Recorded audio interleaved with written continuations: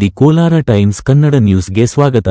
ಕೋಲಾರ ಜಿಲ್ಲೆಯಲ್ಲಿ ಸರ್ಕಾರದ ಸಾಧನೆ ಸಂಭ್ರಮ. ಕೋಲಾರ ಜಿಲ್ಲೆಯ ಮಾಲೂರು ತಾಲ್ಲೂಕಿನ ವಿವಿಧ ಇಲಾಖೆಯ ಸುಮಾರು 3200 ಕೋಟಿ ರೂಪಾಯಿಯ ಸರ್ವತೋಮುಖ ಅಭಿವೃದ್ಧಿ ಕಾಮಗಾರಿಗಳ ಉದ್ಘಾಟನೆ, ಶಂಕುಸ್ಥಾಪನೆ ಹಾಗೂ ಫಲಾನುಭವಿಗಳಿಗೆ ಸವಲತ್ತುಗಳ ವಿತರಣಾ ಕಾರ್ಯಕ್ರಮವನ್ನು ಮುಖ್ಯಮಂತ್ರಿ ಡಿಕೆ ಶಿವಕುಮಾರ್ ರವರು ಉದ್ಘಾಟಿಸಿದರು. ಈ ಸಂದರ್ಭದಲ್ಲಿ ಸಚಿವರಾದ ಕೆಎಚ್ ಮುನಿಯಪ್ಪ, ರಾಮಲಿಂಗಾರೆಡ್ಡಿ, ಸತೀಶ್ ಜಾರಕಿಹೊಳಿ, ಈಶ್ವರ್ ಖಂಡ್ರೆ, ಯುಟಿ ಖಾದರ್, ಯತೀಂದ್ರ ಸಿದ್ದರಾಮಯ್ಯ, ಶಾಸಕರಾದ ಕೆವೈ ನಂಜೇಗೌಡ ಅವರು ಸೇರಿದಂತೆ ಇತರ ಶಾಸಕರು, ನಾಯಕರು, ಮುಖಂಡರು ಹಾಗೂ ಹಿರಿಯ ಅಧಿಕಾರಿಗಳು, ತಾಲೂಕಿನ ಜನರು ಉಪಸ್ಥಿತರಿದ್ದರು. ಸಾಂಪ್ರದಾಯಿಕ ಉದ್ಘಾಟನೆಯನ್ನ ಮುಖ್ಯಮಂತ್ರಿಗಳಾದ ಶ್ರೀ ಡಿಕೆ ಶಿವಕುಮಾರ್ ಅವರು ಮಾಡ್ತಾ ಇದ್ದಾರೆ. ನಿಮ್ಮ ಜೋರಾದ ಕರತಾಳದೊಂದಿಗೆ ಈ ಒಂದು ಅಭೂತಪೂರ್ವ ಕಾರ್ಯಕ್ಕೆ ನಮ್ಮೆಲ್ಲರ ಸಹಕಾರ ಇದೆ ಅನ್ನೋದನ್ನ ನಿಮ್ಮ ಚಪ್ಪಾಳೆಯ ಮೂಲಕ ತಿಳಿಸಬೇಕಾಗಿ ಕೋರಿಕೆ.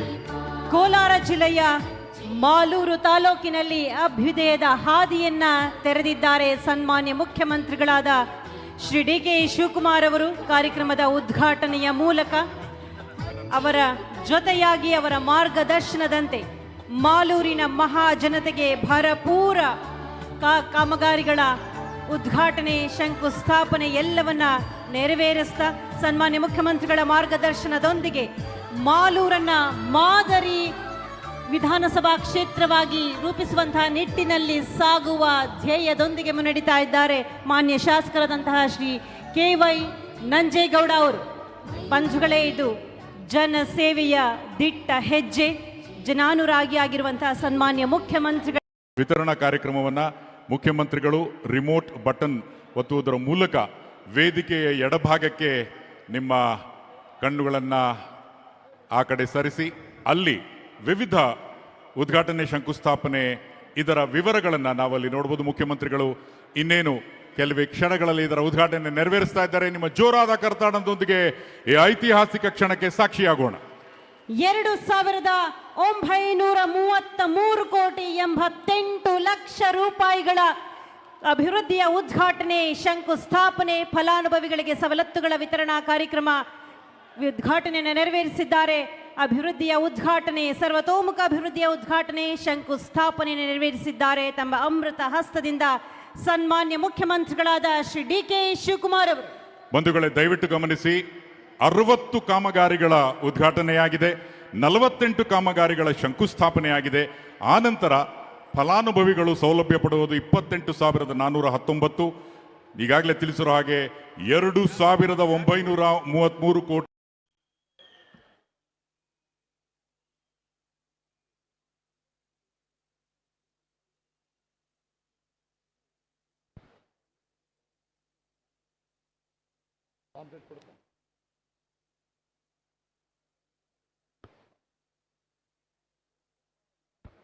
ಮೊದಲಿಗೆ ನನ್ನ ತಾಲೂಕಿನ ಮಾಲೂರು ತಾಲೂಕಿನ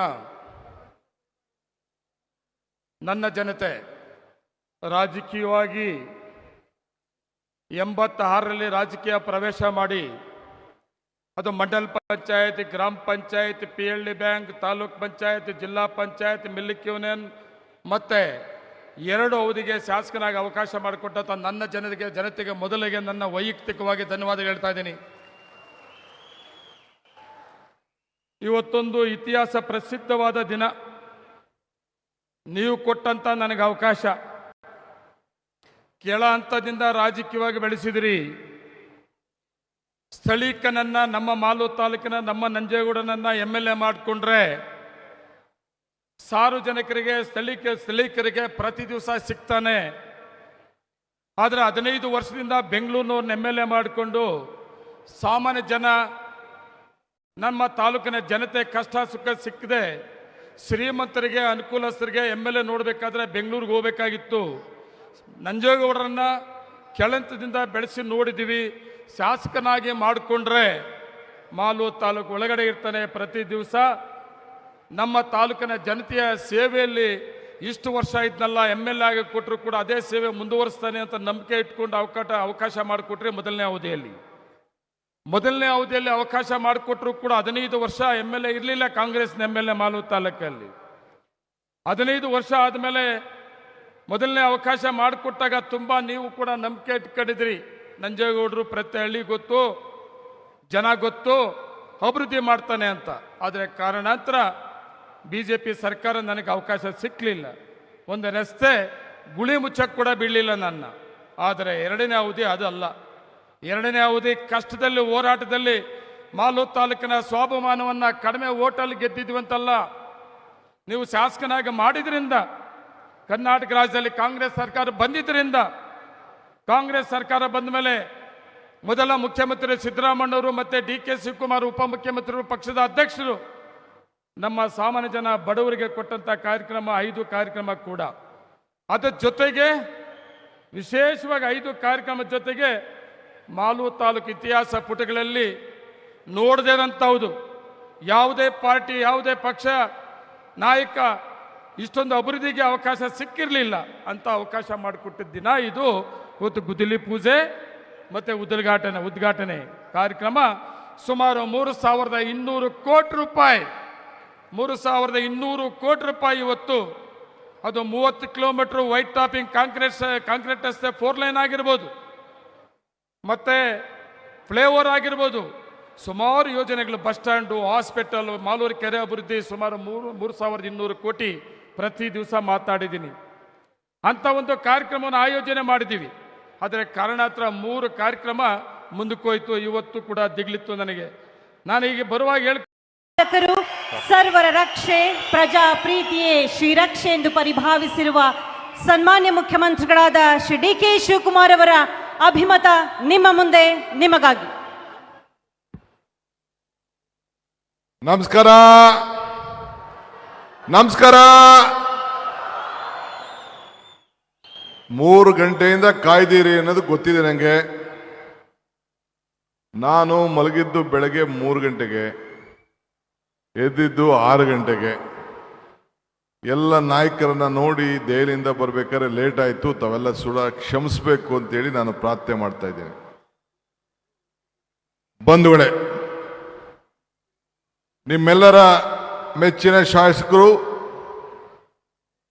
ನನ್ನ ಆತ್ಮೀಯರಾದಂಥ ಸಮಾರಂಭದ ಅಧ್ಯಕ್ಷರಾದಂಥ ಶ್ರೀ ನಂಜೇಗೌಡ್ರೆ, ನಮ್ಮ ಹಿರಿಯ ನಾಯಕರು,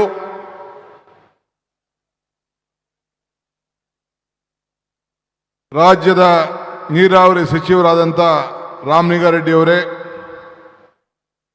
ನಿಮ್ಮೆಲ್ಲರ ಸುಮಾರು 7 ಬಾರಿ ಸತತವಾಗಿ ನಿಮ್ಮನ್ನು ಪ್ರತಿನಿಧಿಸಿ ನೀವು ಈ ರಾಜ್ಯದ ಸೇವೆಯನ್ನು ಮಾಡ್ತಕ್ಕಂಥ KH ಮುನಿಯಪ್ಪನವರೇ, ನಮ್ಮ ರಾಜ್ಯದ ಹಿರಿಯ ನಾಯಕರಾದಂಥ ಸತೀಶ್ ಜಾರಕಿಹೊಳಿ ಅವರೇ, UT ಖಾದರ್ ಅವರೇ, ಯತೀಂದ್ರ ಸಿದ್ದರಾಮಯ್ಯನವರೇ ನೂತನವಾಗಿ ಸಚಿವರಾಗಿ ಆಯ್ಕೆಯಾಗಿದ್ದಾರೆ. ನಮ್ಮ ಗ್ರಾಮೀಣ ಪ್ರದೇಶದ ಅಭಿವೃದ್ಧಿಗೆ ದೊಡ್ಡ ಒತ್ತನ್ನು ಕೊಡ್ತಾ ಇದ್ದಾರೆ ನಮ್ಮ ಈಶ್ವರ್ ಖಂಡ್ರೇರವರು, ನಮ್ಮ ಮಾಜಿ ಮಂತ್ರಿಗಳಾದಂಥ ಆತ್ಮೀಯರಾದಂಥ ಸುಧಾಕರ್ ಅವರೇ, ಮಂಜು ಕೊತ್ತೂರ್ ಅವರೇ, ನಾರಾಯಣ ಸ್ವಾಮಿ ಬಂಗಾರಪೇಟೆ ಅವರೇ, ರೂಪಾ ಶಶಿಧರ್ ಅವರೇ, ಸುದರ್ಶನ್ ಅವರೇ, ಅನಿಲ್ ಕುಮಾರ್ ಅವರೇ, ನನ್ನ ಹಳೆಯ ಶಾಸಕರು ಮಿತ್ರರವರು ವೆಂಕಟಶಿವಾರೆಡ್ಡಿ ಅವರೇ, ಸಮೃದ್ಧಿ ನಾಗರಾಜ್ ಅವರೇ, DT ಶ್ರೀನಿವಾಸ್ ಅವರೇ, ನಮ್ಮ ಹಿರಿಯ ಮುಖಂಡರಾದಂಥ ನಜೀರ್ ಅಹಮದ್ ರವರೇ, ಮೂರ್ತಿಯವರು, ಮಂಜುನಾಥ್ ರವರು, ಇನ್ನು ಬಹಳ ಜನ, ಆದಿನಾರಾಯಣ್, ನಮ್ಮ ಜಿಲ್ಲಾ ಕಾಂಗ್ರೆಸ್ಸಿನ ಅಧ್ಯಕ್ಷ ಅಂತ ಲಕ್ಷ್ಮೀನಾರಾಯಣರವರು, ಬ್ಲಾಕ್ ಕಾಂಗ್ರೆಸ್ಸಿನ ಅಧ್ಯಕ್ಷಗಳು, ಗ್ಯಾರಂಟಿ ಸಮಿತಿ ಅಧ್ಯಕ್ಷ ಅಂತ ಶಿವಕುಮಾರ್ ಅವರು, ಮಧುಗಂಗಾರ್ ಅವರು, ರಾಮ್ ಪ್ರಸಾದ್ ಅವರು ಇಬ್ಬರು ಕೂಡ ನಮ್ಮ ಅಧ್ಯಕ್ಷರಾಗಿದ್ದಾರೆ. ಮುಖ್ಯವಾಗಿ ನಮ್ಮ ಜಿಲ್ಲೆಯ ಎಲ್ಲ ನಾಯಕರುಗಳಿದ್ದೀರಿ, ಅಧಿಕಾರಿ ಮಿತ್ರರಿದ್ದೀರಿ, ಮಾಧ್ಯಮ ಸ್ನೇಹಿತರಿದ್ದೀರಿ. ತಾವೆಲ್ಲ ಇಷ್ಟು ದೊಡ್ಡ ಸಂಖ್ಯೆಯಲ್ಲಿ ಸೇರಿದ್ದೀರಿ. ಇದೊಂದು ಐತಿಹಾಸಿಕವಾದಂಥ ಕಾರ್ಯಕ್ರಮ. ಇವತ್ತು ನಾವೆಲ್ಲ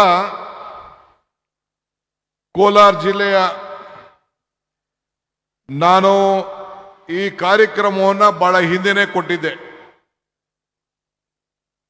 ಸಂಪುಟದ ವಿಸ್ತರಣೆಯ ಮಧ್ಯದಲ್ಲಿ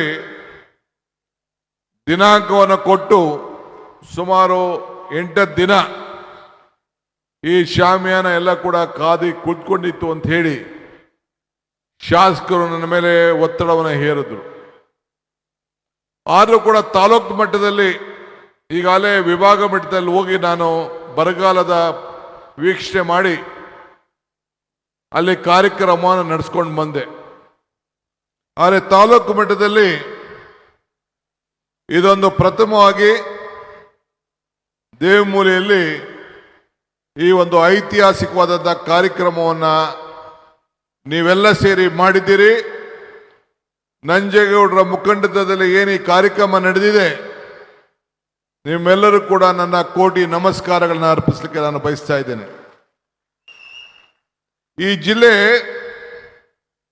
ನಿಮಗೊಂದು ಚಿನ್ನದ ನಾಡು ಅಂತೇಳಿ ಹೆಸರು ಬಂದಿದೆ. ದೇಶದ ಹೆಮ್ಮೆಯ ಪುತ್ರ